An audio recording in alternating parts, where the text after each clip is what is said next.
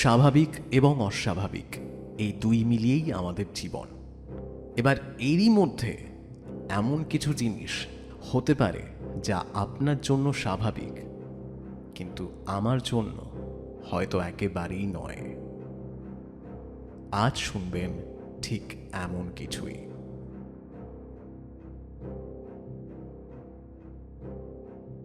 নমস্কার, আশা করি সবাই খুব ভালো আছেন। চ্যানেলের আরও একটা এপিসোডে আপনাদের সবাইকে স্বাগত জানাই। নমস্কার, আমি জো, এবং যারা প্রথমবারের জন্য শুনছেন তাদেরকে জানাই আমাদের এই যে চ্যানেলটা, সেখানে আমরা বিভিন্ন রকমের অভিজ্ঞতা শেয়ার করে থাকি, সব রিয়েল লাইফ এক্সপিরিয়েন্স, প্রত্যেক মঙ্গলবার এবং শনিবার রাত 9টার সময়। যদি আপনার জীবনে কিংবা আপনার পরিবারের কিংবা আপনার বন্ধুবান্ধবের এমন কোনো এক্সপিরিয়েন্স থাকে যেটা আপনার মনে হয় যে আপনি শেয়ার করতে চান, সেটা খুব সহজেই শেয়ার করতে পারেন। আপনাকে শুধু লিখতে হবে, আর না হয় রেকর্ড করতে হবে, এবং তারপর সেটা পাঠাতে হবে আমার ফেসবুক পেজের ইনবক্সে, অথবা আপনি আমায় মেইল করতে পারেন। আমার ইমেল অ্যাড্রেস storywithjoe@gmail.com। শুধু যে ভয়ের এক্সপিরিয়েন্স হতে হবে এমন কিন্তু একেবারেই নয়। আপনি যে কোনো রকমের এক্সপিরিয়েন্স আমার সাথে শেয়ার করতে পারেন। আর আজ প্রথমেই যার অভিজ্ঞতা শেয়ার করব, ওনার নাম দেবলীনা। তাহলে চলুন আর সময় নষ্ট না করে শুরু করছি আজকের এপিসোড।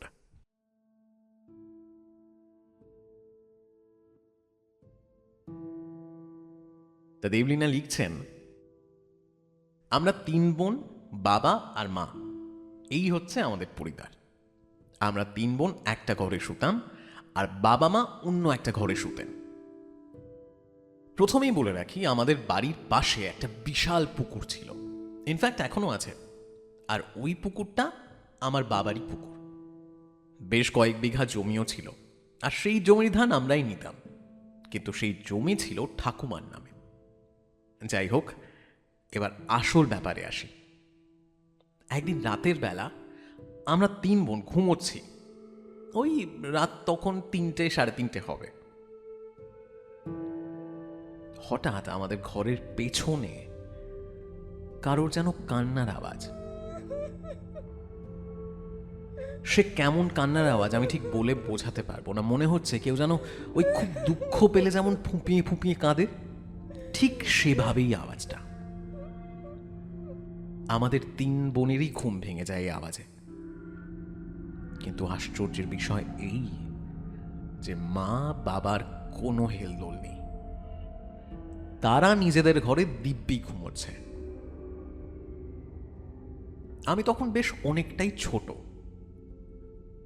আমার বড় দিদি তখন মা আর বাবাকে চিৎকার করে ডাকে, কিন্তু ঠিক তখনই সেই কান্নার আওয়াজটা চলে যায় ঠিক পুকুরের ওই পারে। মানে মনে হচ্ছে এখন সেই কান্নাটা ঠিক আমাদের বাড়ির পেছনের বাগানে নয়, ওই পুকুর পাড় থেকে আসছে।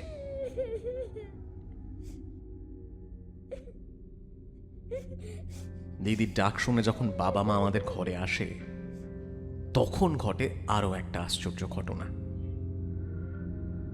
মা বাবা কিন্তু সেই কান্নার আওয়াজ শুনতে পাচ্ছে না, শুধু আমরাই শুনতে পাচ্ছি।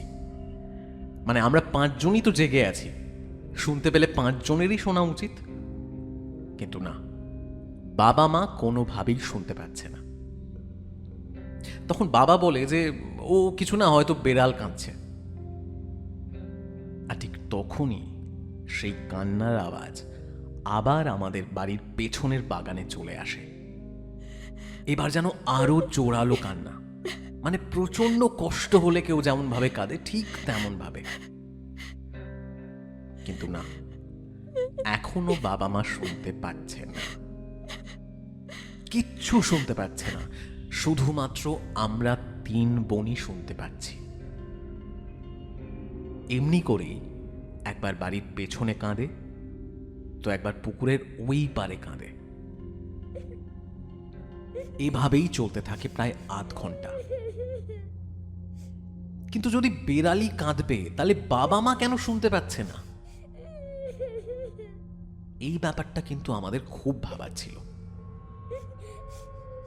তাই পরের দিন মা আমাদেরকে নিয়ে আমাদের বাড়ির কাছে একটা বিরাট রক্ষাকালী মায়ের মন্দির আছে, সেখানের পুরোহিতকে গিয়ে সবটা জানায়। উত্তরে তিনি যেটা বলেন সেটা ঠিক এই রকম। উনি বলেন যে ব্যাপারটা কোনো ভূত বা প্রেতের ঘটনা নয়, এটা হচ্ছে যখন মা লক্ষ্মী ঘর ছাড়েন ঠিক তখনই নাকি তিনি এমন করে কাঁদেন, কারণ তার ঘর ছেড়ে যেতে খুব কষ্ট হয়।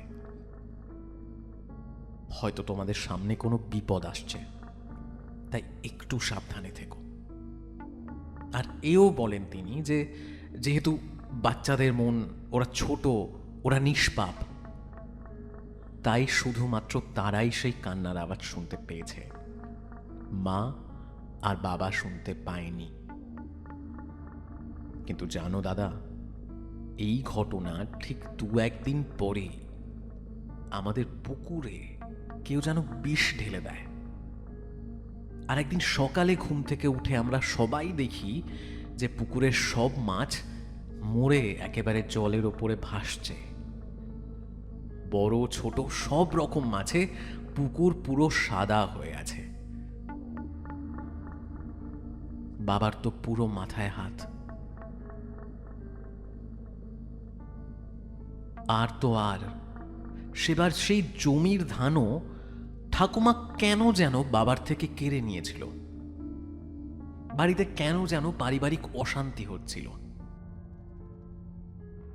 সেই বছরটা যে আমাদের কি কষ্টের মধ্যে দিয়ে যেতে হয়েছিল আমি তোমাকে বলে বোঝাতে পারবো না।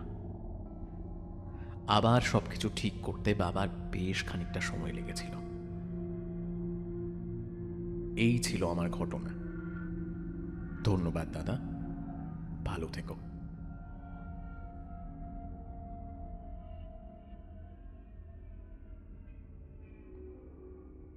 আমি প্রথম কোনো এক্সপিরিয়েন্স এমন পেলাম যেটা একটু অন্য রকম, মানে ভূত প্রেত নয়। প্রথমত আমি এমনি যদি ভাবি যে অত রাতে যদি কান্নার আওয়াজ পাওয়া যায়, সেটা তো একটুখানি ভয়ের। হঠাৎ করে আপনি শুনতে পাচ্ছেন যে আপনার ঠিক বাড়ির পেছনে কেউ কাঁদছে, ব্যাপারটা তো একটু চাপের। পাশাপাশি বাড়ির সবাই আবার সেটা শুনতে পাচ্ছে না। আর পরদিন জানা যায় যে লক্ষ্মী ঠাকুর নাকি বাড়ি ছেড়ে চলে গেছে।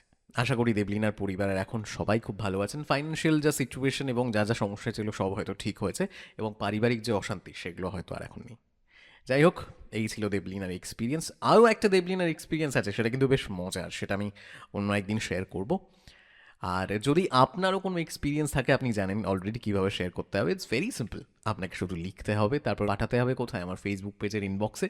আর না হয় সোজা আপনি আমায় মেল করতে পারেন। আমার ইমেল অ্যাড্রেস storywithjoe@gmail.com। এবারে চলুন চলে যাই আজকের পরবর্তী অভিজ্ঞতা। এটা পাঠিয়েছে ভরত। ভরতের দুখানা এক্সপিরিয়েন্স কিন্তু আমরা অলরেডি শেয়ার করে ফেলেছি। ভরতকে ধন্যবাদ তার আরও একখানা এক্সপিরিয়েন্স আমাদের সাথে শেয়ার করার জন্য। আর এই অভিজ্ঞতাটা ঠিক কী নিয়ে সেটা বলি।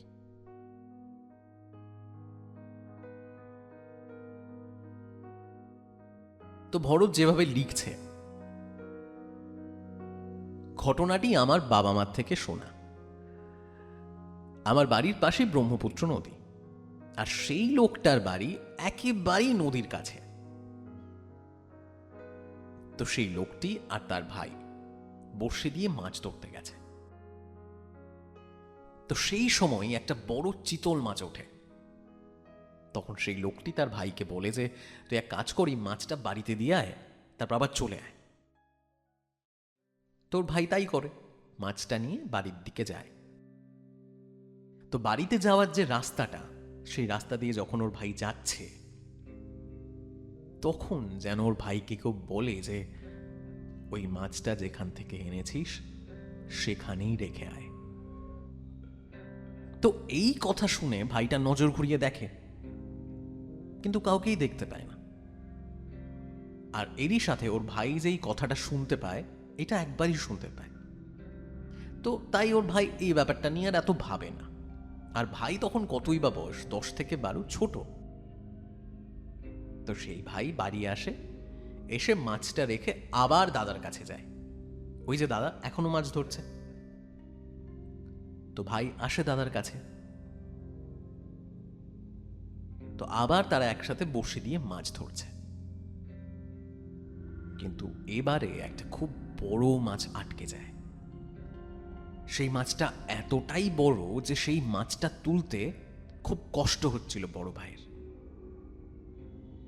তারপর বড় ভাই যখন সেই মাছটা হাত দিয়ে তুলতে যায়, কিন্তু সেই মাছটা তুলতে পারে না।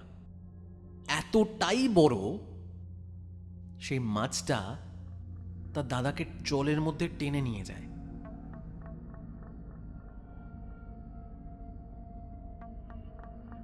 এবার ভাই তো চেষ্টা করছে দাদাকে ধরে টেনে তোলার, কিন্তু সেই মাছটার এতটাই শক্তি, সেই মাছটা জলের মধ্যে দাদাকে টানতে টানতে নিয়ে যায়।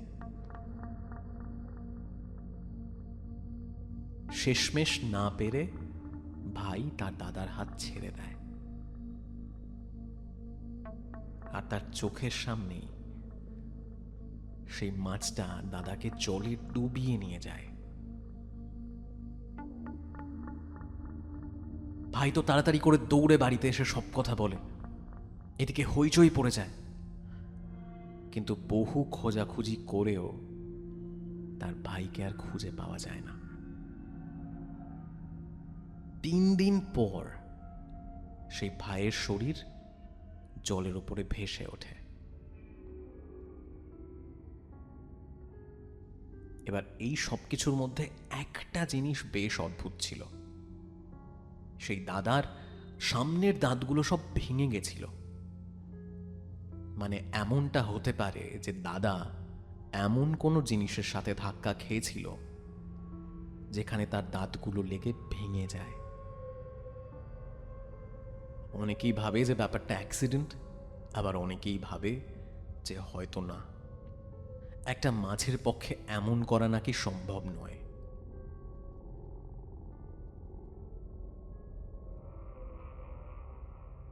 যাই হোক, তারপর ওর ভাইয়ের ঘটনা। ওর ভাইও বড় হয়ে মাছ ধরে, দাদার থেকে মাছ ধরার প্রসেসটা কিন্তু সে শিখে নিয়েছিল। ওর ভাইয়েরও খুব সাহস ছিল, সে দিনে রাতে নিজে একা একাই মাছ ধরতে যেত। তো এই রকমই একদিনের ঘটনা, সেই সময় ব্রহ্মপুত্রে খুব জল বেড়েছে। ভাই দেখতে পায় দূর থেকেই যে নদীর ওপর দিয়ে একটা বিশাল বড় গাছ ভেসে যাচ্ছে। তখন তো তার অনেক বয়স। তার ছেলের বউকে বলে যে বৌমা তুমি ভাত বেড়ে রাখো, আমার খিদে পেয়েছে, আমি এক্ষুনি আসছি। তো ছেলের বউ ভাত বেড়ে রাখে। তো এই ভাই যেটা করে, ভাই নদীর মধ্যে নৌকো নিয়ে যায়। কারণ কি না, সেই গাছটা উনি ধরবেন। কিন্তু যখনই গাছটা ধরতে যায়, এবারও ঠিক একই রকম ঘটনা। কি হয় কেন হয় কেউ জানে না, কিন্তু সেই গাছটা নাকি লোকটাকে জলের মধ্যে ডুবিয়ে নিয়ে যায়। এবার যে লোক মাছ ধরে, যে লোক সাঁতার জানে, সে কিভাবে ডুবে যায় কেউ এটা ভাবতে পারে না।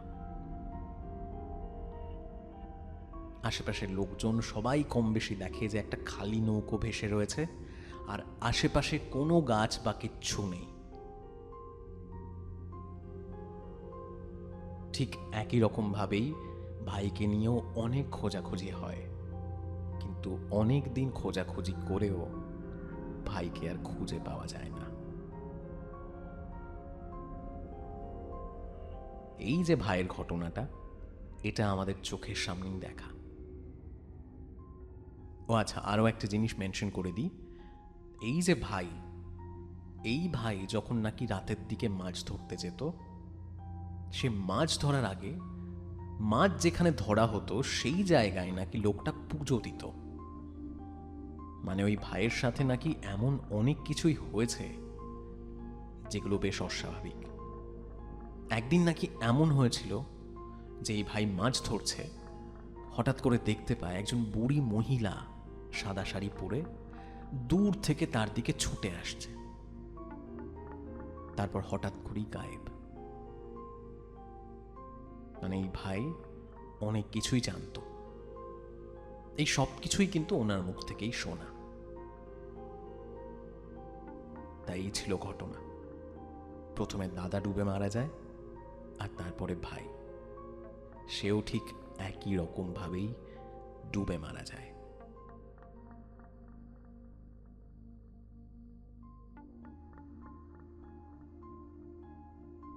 শুনলাম আমরা ভরতের এক্সপিরিয়েন্স। ভরত গুয়াহাটি থেকে নিজের এই এক্সপিরিয়েন্স শেয়ার করেছে, অসংখ্য ধন্যবাদ ভরত। আর এই যে অভিজ্ঞতাটা শুনলাম, এখান থেকে কিন্তু দুভাবেই চিন্তা করা যায় যে দু ক্ষেত্রেই, মানে ভাইয়ের ক্ষেত্রে এবং দাদার ক্ষেত্রে, দুটোই হয়তো অ্যাক্সিডেন্টই ছিল, মানে অদৃষ্টের ফের। যার যেভাবে যাওয়ার সে সেভাবেই যাবে। আবার অনেকে কিন্তু এইভাবে ভাবতে পারেন যে হয়তো পুরো ব্যাপারটা শুধুমাত্র অ্যাক্সিডেন্ট নয়, হয়তো এর পেছনেও কোনো অস্বাভাবিক ব্যাপার রয়েছে। কেই বা বলতে পারে? আপনার কি মনে হয় এই পুরো অভিজ্ঞতাটা নিয়ে অবশ্যই জানাতে পারেন। তা এই হলো আজকের দুখানা এক্সপিরিয়েন্স, আশা করি আপনাদের ভালো লেগেছে। ধন্যবাদ ভরত এবং দেবলীনাকে তাদের অভিজ্ঞতা আমার সাথে শেয়ার করার জন্য, এবং ধন্যবাদ আপনাদেরকেও আমার সাথে এতটা সময় থাকার জন্য। এবং আবারও, যদি আপনি আপনার কিংবা আপনার পরিবারের, আপনার বন্ধু বান্ধবের কারো এরকম কোনো রিয়েল লাইফ এক্সপিরিয়েন্স শেয়ার করতে চান, শুধুমাত্র যে ভয়ের হতে হবে একেবারেই কোনো কথা নয়। নিজের জীবনের যে কোনো রকম এক্সপিরিয়েন্স আপনি শেয়ার করতে পারেন।